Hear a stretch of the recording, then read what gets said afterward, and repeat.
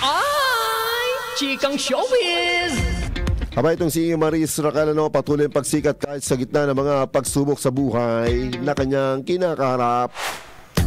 Hindi pa nagkakahiwalay sila Maris Racal at Rico Blanco nang gawin ng kapamilya singer-actress ang pelikulang Sunshine na idinirect ni Antoinette.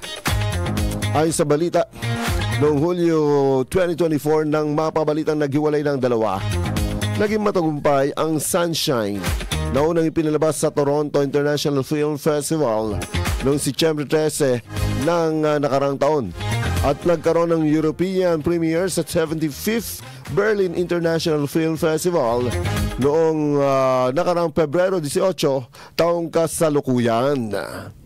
Nanalo ito ng Crystal Bear Award sa Generation 14 Plus category dahil sa magandang review.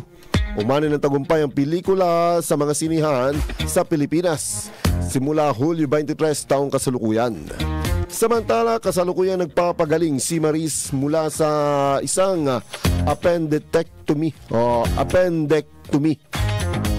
Kapag gumaling na, marami siyang proyektong sisimulan. Kahit dumanas ng kontrobersya kasama si Anthony Jennings, kanyang co-star sa Social Climbers at Incognito, nalampasan ito ni Maris ng buong tapang. Walang duda, 2024 at 2025 ang mga taon ni Maris Racal. Yan ho mga idol ang ating pong ay chikang showbiz.